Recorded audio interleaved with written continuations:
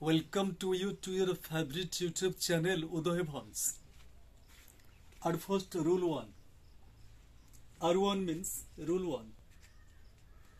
And in rule 1, types of genitives.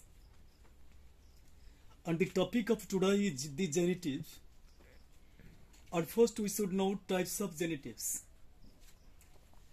So far as the classification is concerned,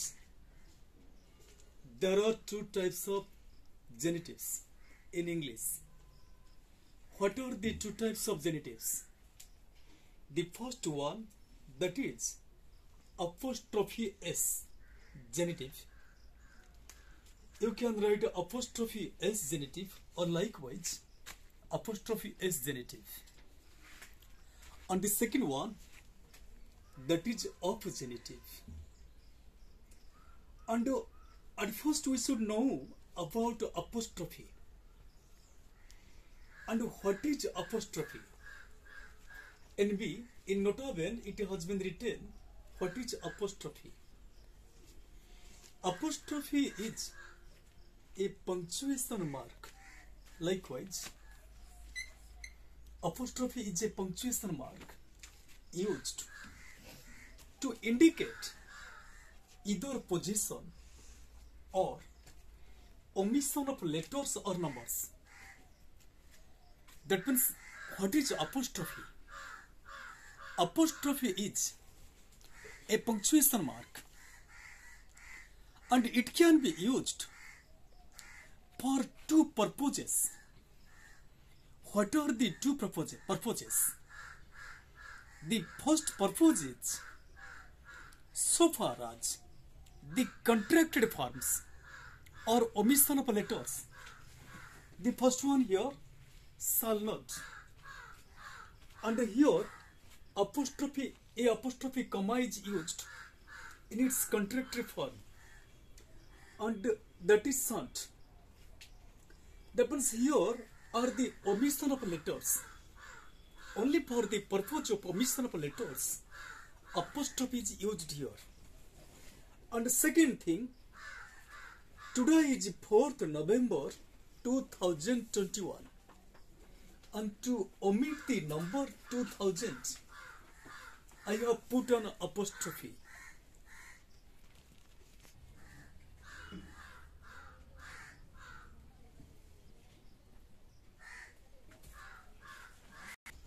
So the fact is clear that there are two types of genitives in English.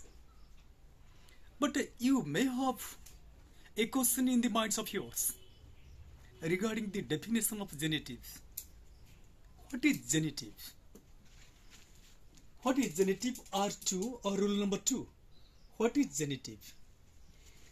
Genitive is the special form, or you can simply say the special form of a noun or a pronoun or an adjective. So the special form of a noun or a pronoun or an adjective. And what is the purpose of the use? And that is used to show position or close connection between two things, and that is known as the genitive. Once again, now can see the special form of a noun or a pronoun or an adjective that is used to show the position or close connection between two things is known as genitive. Example, here is a girls. There is a girls' school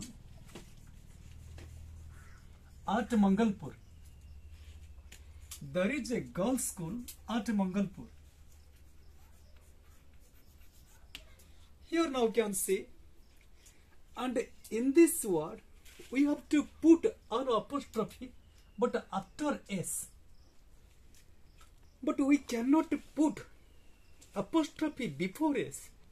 Because if we put the apostrophe before s, and it will be that there is a school and that school belongs to only one girl. And as we have put apostrophe after s, that means the school at Mangalpur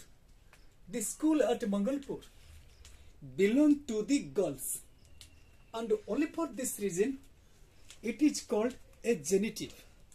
And let's compare the words of a genitive with other words, and some other words have the same meanings as of the genitives. So what are the other words that have the same meanings as of the genitives? The other words are accusative, dative, nominative, vocative, possessive. Perhaps you think that these words are new to you. Actually not.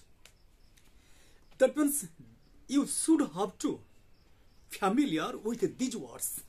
Otherwise, in future you will face so many problems. To avoid the problems, you will have to know the meanings of these words.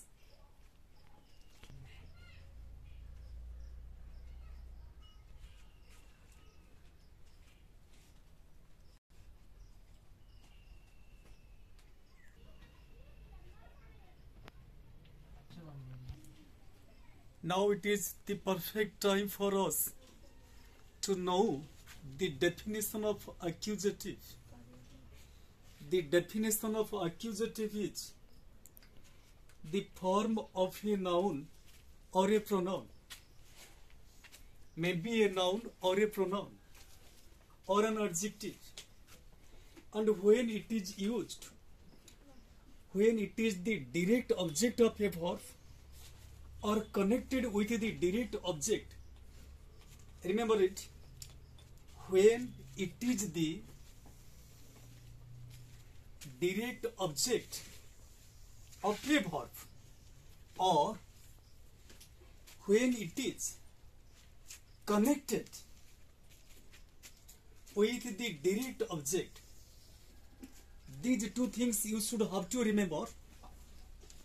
When it is the direct object of a verb or connected with the direct object, and that is known as accusative. You may think that perhaps this is a difficult task. Actually not. Because in case of accusative, in case of dative, in case of nominative, you have to remember two things. What are the two things? When it is the direct object of a verb or connected with the direct object. To clarify the fact, I have written this example.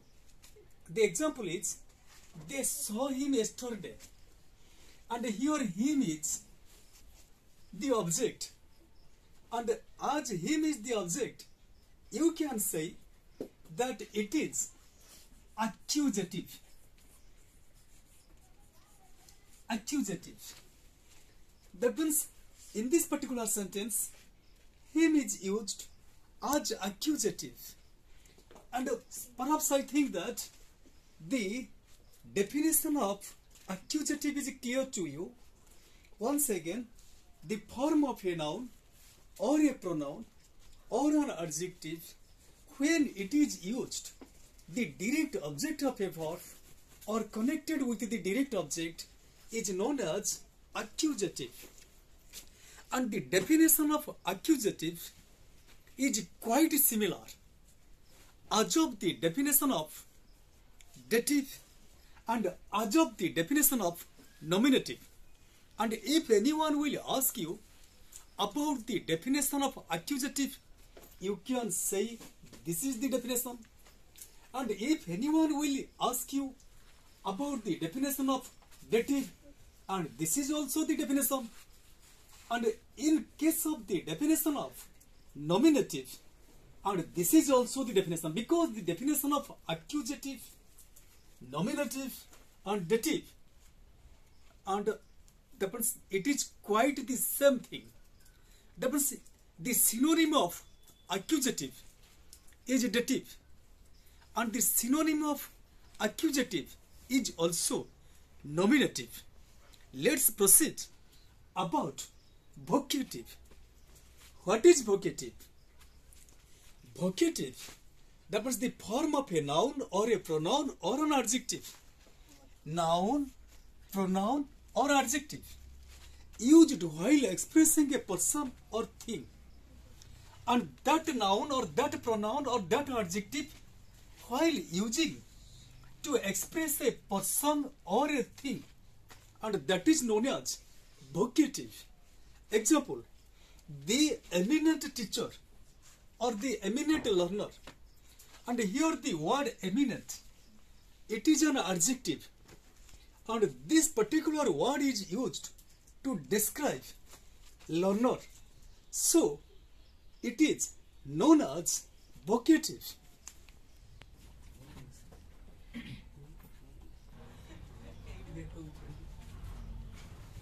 Let's proceed about the use of apostrophe s at first and then of genitive. And apostrophe s is used while talking about the name of a person. The name of a person. Just like now you can see here, apostrophe s is used. Use number I with a noun or with the name of a person or a noun, denoting. Denoting means expressing. Expressing a person's name. Here we can say Vibhus, Latas, Udayas, etc. But here is a notaben. And what is the notaben? Without the notaben, you may face problem. The notaben is the name of some of the persons having the pronunciation or having the sound of s, likewise s. And if such type of pronunciation happens, if a person's name ends with s and it has the pronunciation of s, likewise. And in this regard, we cannot put apostrophe s, but we put s apostrophe. So in this regard, we can say, example, perhaps John kids. And here the apostrophe is used after s. That means we cannot say apostrophe s, but we can say here s apostrophe, because only for the pronunciation.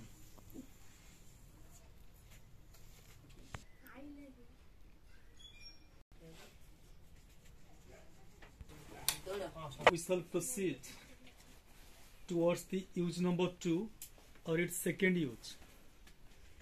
Some of the plural nouns not ending in s, and we also use apostrophe comma with them. Some of the plural nouns, but they have no ending in s, they also take apostrophe s.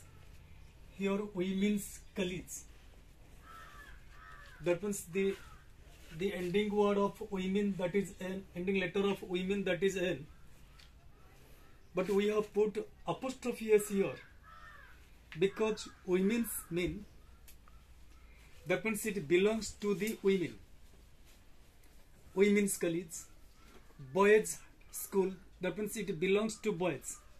But in case of, perhaps we can say boys, B-O-Y apostrophe s, that means it belongs to only one boy. But in case of s apostrophe, it belongs to all boys. Then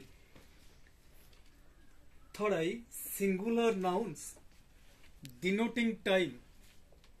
Time here now can see a day's fare or a day's rent, etc.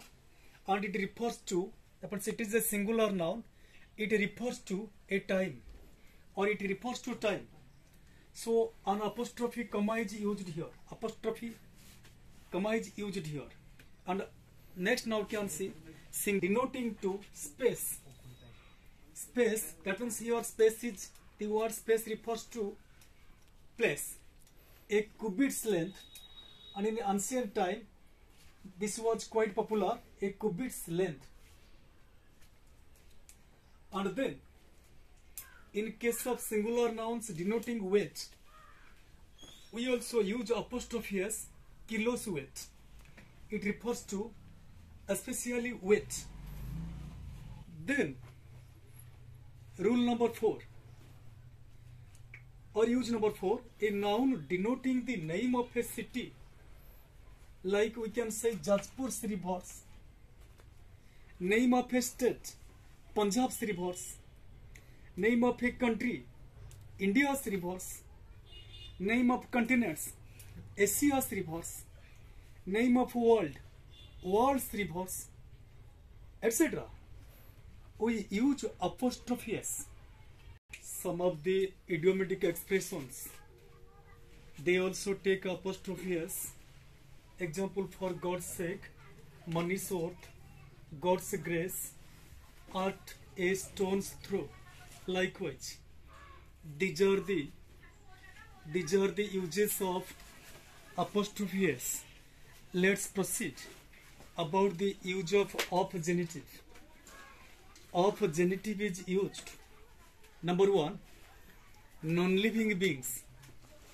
Example, we can say the cover of the book, and the book here refers to non-living. So genitive is used here.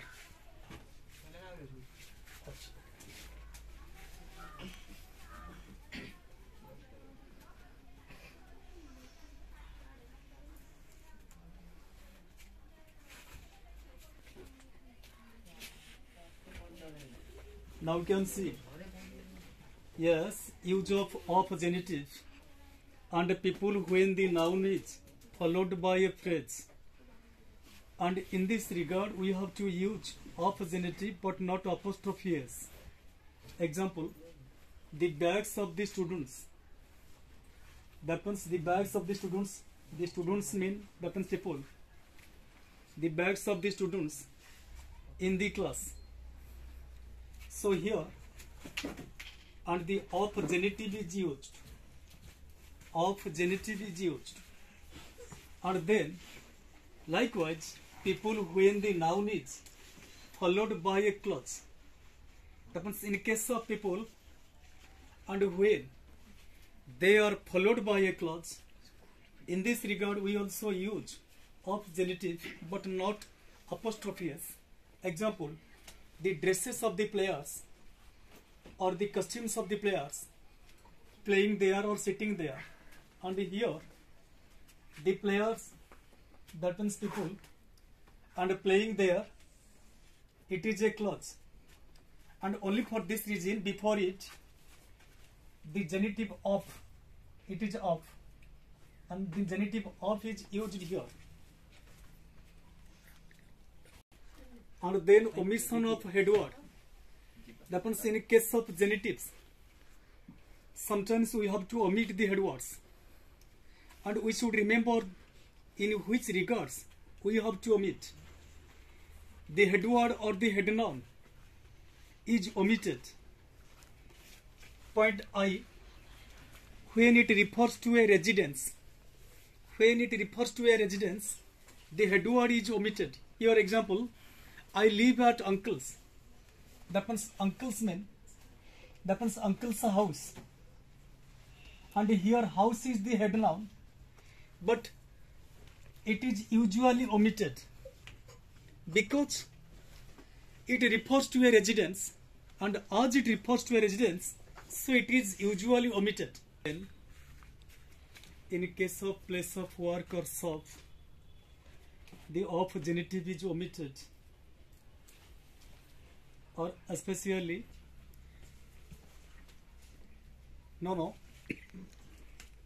in case of place of work or shop, the headwords are omitted. Example, I had my hair cut at Chinmayas. Chinmayas means Chinmayas Saloon. But I have omitted saloon because the word saloon refers to a place of work or shop. And then, third, while talking about the place of worship, we also omitted the headwords. Example, every Sunday I go to St. Paul's. St. Paul's means, that means it is a church. But I have omitted the word church. It is the headword. So every Sunday I go to St. Paul's. But we cannot write every Sunday I go to St. Paul's Church, because the word headword church refers to the place of worship. And then, in case of comparative, we also omitted the headword. Or in case of comparatives, we also omit the headwords. Example, Mita's hair is longer than Rita's. That means here is a comparison between Mita and Rita. So Mita's hair is the headword. But here we cannot say Rita's hair, because there is a comparison. In the case of comparison, the headwords are omitted. Next, in case of double genitives, we also omit the headwords. Example, her mother is a friend of my mother's. That means we cannot say her mother is a friend of my mother's friend. We can write. But here, as there is the existence of double genitives, so we simply omit the headword. Her mother is a friend of my mother's friend, or etc. we can write, but we have to omit it because there is the existence of double genitive here. And in this regard, perhaps I think that this video is quite useful to you. Please like, share and comment it. And to stay tuned with this useful channel, please subscribe it. Thank you.